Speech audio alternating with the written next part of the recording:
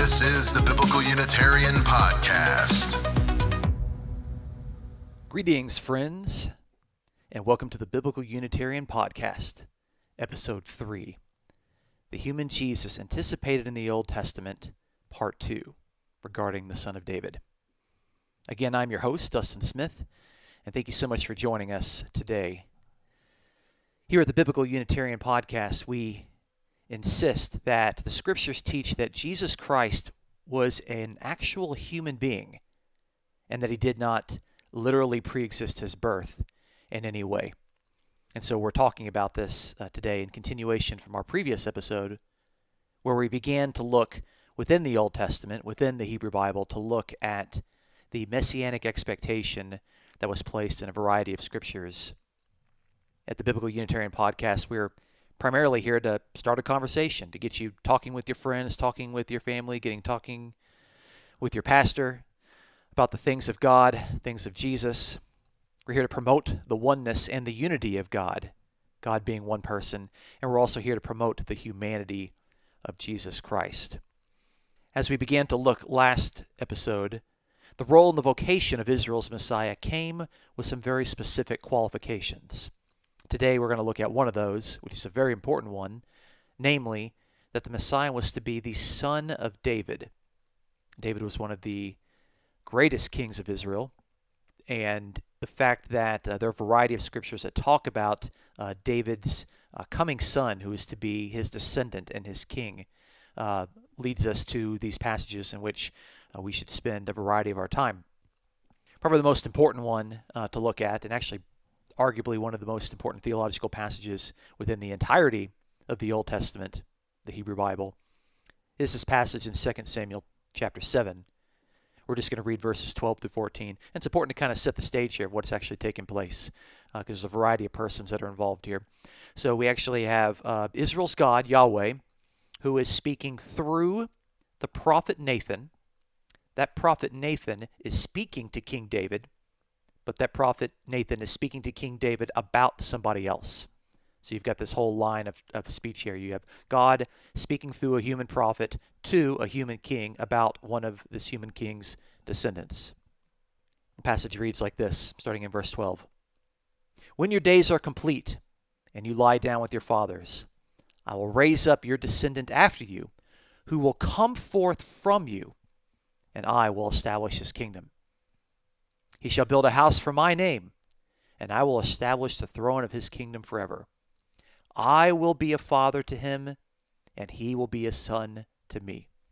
That's 2 Samuel 7, verses 12 through 14. So here we see that God tells David, that David, when your days are complete, and when you die, namely when you lie down with your fathers, he's going to raise up his descendant after him. And it's very specific. This descendant of David, this son of David, it says in the text, will come forth from you, and I will establish his kingdom.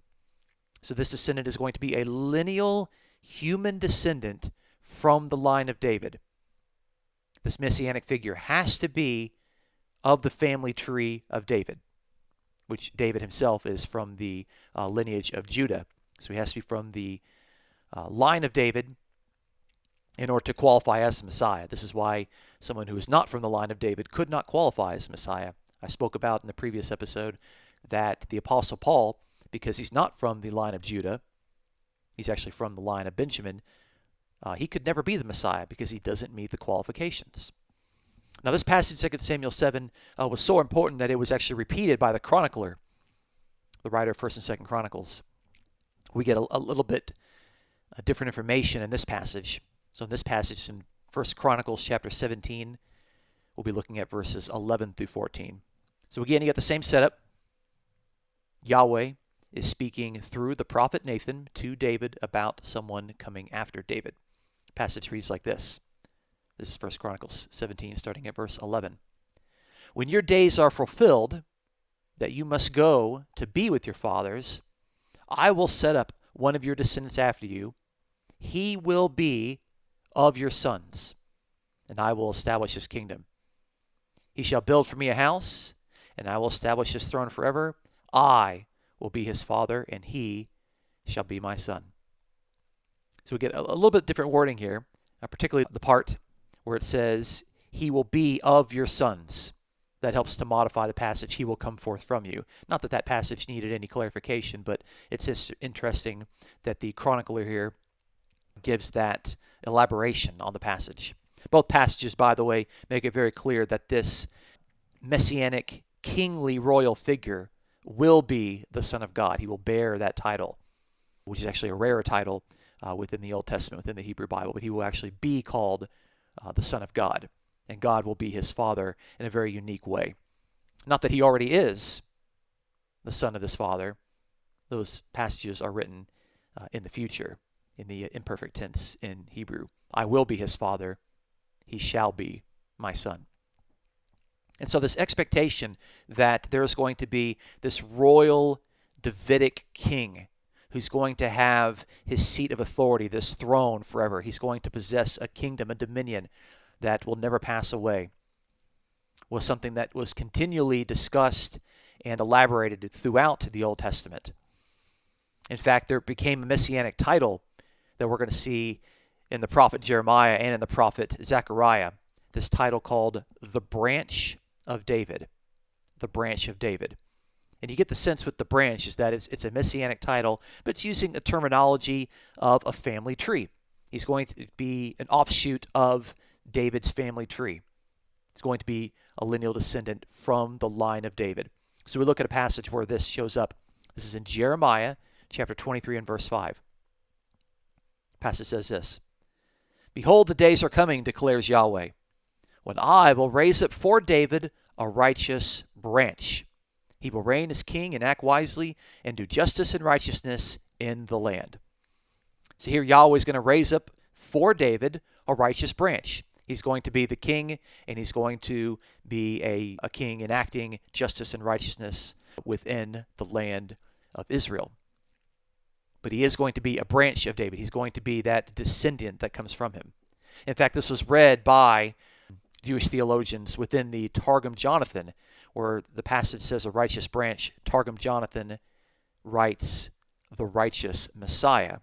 So it's very clear that it was read messianically within Jewish circles. Of course, we'll see soon enough that this is also read messianically within early Christian circles. We see later on in the prophet Jeremiah, here in chapter 33, where this messianic title, the branch of David, continues to appear. Here in Jeremiah 33, I'm going to start in verse 15 and end in verse 17. "In those days and at that time, I will cause a righteous branch of David to spring forth, and he shall execute justice and righteousness on the earth. In those days Judah will be saved, and Jerusalem will dwell in safety. And this is the name by which she will be called. Yahweh is our righteousness." She being in reference to Jerusalem. "For thus says Yahweh, David shall never lack a man to sit on the throne of the house of Israel." That's Jeremiah 33, 15 through 17. So again, we see this passage where the prophet Jeremiah, speaking on behalf of Yahweh, declares that there's going to be this righteous branch of David. He's going to spring forth, this messianic figure that's a lineal descendant of King David. He's going to demonstrate justice and righteousness in the land. Judah's going to be rescued. Israel's going to dwell in safety, particularly Jerusalem. And it's very clear that this person is going to be a member of the human race, because it says in verse 17, "David shall never lack a man to sit on the throne of the house of Israel." And this word for man in Hebrew is ish, the word for man, for male. This is not a term that's used for an angel. It's not the term that's used for Yahweh. Yahweh is never called a man.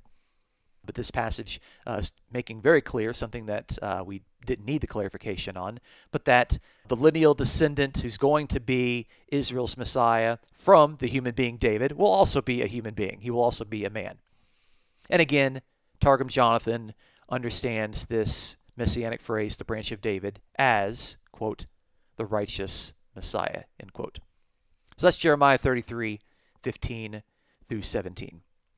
Now this messianic title, the branch of David, also appears in the prophet Zechariah, chapter 3 and verse 8, and chapter 6 and verse 12. That's just more for your notes But I think we've kind of already demonstrated the point that this title was used in multiple ways, and it was a continuation off of the Davidic covenant, the promises that were made specifically in 2 Samuel 7, verses 12 through 16. Very important passage. Actually, in the Qumran scrolls, in the Dead Sea Scrolls, we saw that they were Jews that were very messianically inclined. They were interested in interpreting the scriptures, and they were looking forward to the Messiah. And of course, these scrolls were written some around the 1st century BCE, all the way up, potentially up to the year 68, when actually the community was destroyed by the Romans, 68 CE. And in Qumran, we actually have a passage from a scroll that came out of the fourth cave, in which they discuss 2 Samuel 7, 12 through 14. And in that passage, they specifically interpret it, the son of David, as, quote, the branch of David. So there we're seeing that this title, the branch of David, was understood within the Old Testament, within the Hebrew Bible, Jeremiah, Zechariah, and is also interpreted in extra Jewish sources in Qumran. We can also move on and look at the Psalms, and we can see that this messianic flavor of David's son, David's descendant, would be the anointed Messiah. So looking at a passage like the end of Psalm 18, this is in verse 50, the final verse of the psalm, where it talks about Yahweh who, quote, gives great deliverance to his king and shows covenant faithfulness to his anointed, namely, to David and his seed forever.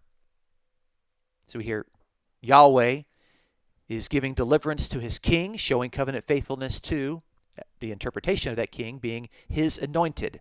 The word for anointed is Mashiach in Hebrew. That's where we get the word Messiah. It's a title here for the anointed king. And it's specifically to David and to his seed, Zerah in Hebrew, a singular seed, by the way. David and his seed forever. So the anointed king, the Messiah, the Mashiach, is David's seed, David's descendant. That's very clear. We saw that in 2 Samuel 7. He's going to come forth from him. He's going to be that descendant. Okay? So Psalm 18, verse 50, continues this line of thinking. Now there's another massive psalm that continues this messianic expectation, and that is Psalm 89. We'll probably spend the rest of our time today looking at Psalm 89 before we call it a day. Psalm 89, starting in verse 3, Yahweh speaks, I have made a covenant with my chosen. I have sworn to David, my servant. Verse 4, I will establish your seed forever and build up your throne for all generations. Selah. God here is again reaffirming the covenant that he made with David, his servant, that he would establish David's seed forever, and that throne will be built up. It will be established for all generations. David has promised that there's going to be a descendant from him, a lineal descendant, a human descendant from David, David's seed, and God will establish that seed forever. It should go without saying, by the way, that this seed is someone who is categorically distinct from Yahweh. Yahweh is speaking about someone other than himself. They are distinct persons. No one reading this would ever think that the seed of David is Yahweh's salvation, end quote. Yes, I will set him as firstborn, the highest of the kings of the earth. I will keep my covenant faithfulness for him forever. Yes, my covenant will be confirmed to him. So I will establish his seed forever, and his throne as the days of heaven. That's Psalm 89, verses 26 through 29. To where this descendant of David, this messianic seed, will actually call God my Father, meaning that this seed is going to presumably bear the title of Son of God. But God will be the Father, and this messianic figure, this human Messiah, will be the Son of God. And within that quote of verse 26b, the Davidic Messiah will address God as my God. He actually will recognize the Father as his own God and the rock of his salvation. God actually says in verse 27 that the messianic figure will be firstborn. But this title, firstborn, is described here very clearly. Firstborn meaning the highest of the kings of the earth. This is important because actually both the Hebrew phrase for firstborn and the Greek phrase used in the New Testament, prototokos, is actually ambiguous. It could mean firstborn, meaning first in time, meaning the first person to ever be born. Or it could also mean firstborn, meaning first in rank. So it's pretty clear here that this Davidic Messiah is not the first person ever born. Obviously, David is older than he is, and other people have been born prior to himself. But we see that actually it's the second definition, as described in the verse in 27b, the highest of the kings of the earth. So it's interesting to see firstborn within that light, that this Davidic Messiah will be the highest ranked king out of all of the kings, out of all the rulers on the earth. That's what he means by firstborn, specifically here in Psalm 89. It's an open question in other locations, but specifically here, firstborn means first in rank, not first in time. And specifically in 29, he's still called the seed, David's seed, which is David's offspring, David's descendant. He's going to be a lineal descendant of David, meaning he has to be a human being. And lastly in this psalm, Psalm 89, looking at verse 36, we see the same theme that we've seen quite a few times. Verse 36 says, his seed will endure forever, his throne like the sun before me. David's seed, David's human descendant, will endure forever.